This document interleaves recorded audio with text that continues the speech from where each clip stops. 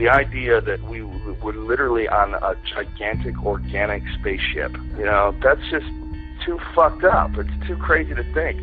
You know, it's so much easier to think about Tiger Woods and what was Jesse James thinking, and it's so much easier to distract yourself with, you know, who wears this dress better in Us magazine. 76% say this girl. You know, it's I think as human beings, we have we're in a weird sort of an adolescent stage of evolution, and we have these incredible technical and technological capabilities and this insane ability to communicate with people all over the world and this insane ability to exchange information, but we're still trapped in this monkey body, and we still have these monkey instincts, and we work like in incredible hours. And you know, if you see kids in school now, they have insane amounts of homework.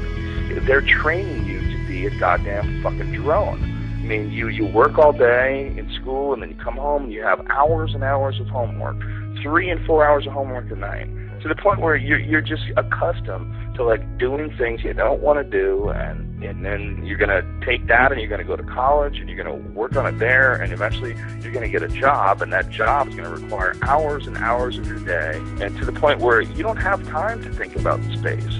You don't have time to think about, is there some sort of a weird connection between every human being on the planet and every single action that you do? I mean, is life itself really just like sort of a gigantic mathematical equation that's too bizarre and unrecognizable to the average person? Well, those thoughts, there's no room for those when you have to get out for work in 5 hours and your baby's crying and, you know, you got to get gas and, you know, there's all sorts of different issues that people have that keep them from thinking about the real weird aspects of this life. This life is incredibly bizarre.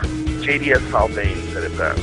Not only is the world stranger than you suppose, it's stranger than you can suppose. I mean, it really is. I mean, when you start getting into like quantum physics and, you know, the idea of particles in superpositions where they can exist in motion and be still at the same time, and then there's subatomic particles that blink in and out of existence and exist in 2 different places at the same time. And like, what the fuck is going on?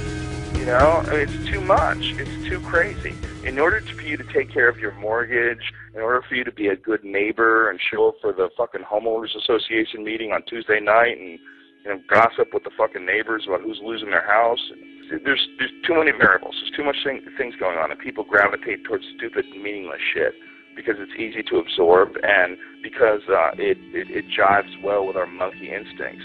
You know, the Large Hadron Collider doesn't get nearly as much weight in the news. You know, there's a bunch of motherfuckers. There's 10,000 scientists that are making black holes. You know, that's not getting the news. You know, that's not getting nearly as much attention. We're so strange that we're like a movie.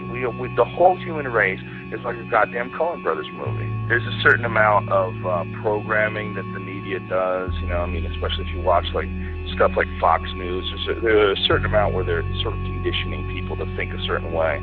But for the most part, it's what people are interested in. You know, I think like the really deep, scary stuff is too daunting for a lot of people. There's something about people that it's like they don't want to know what's behind the door.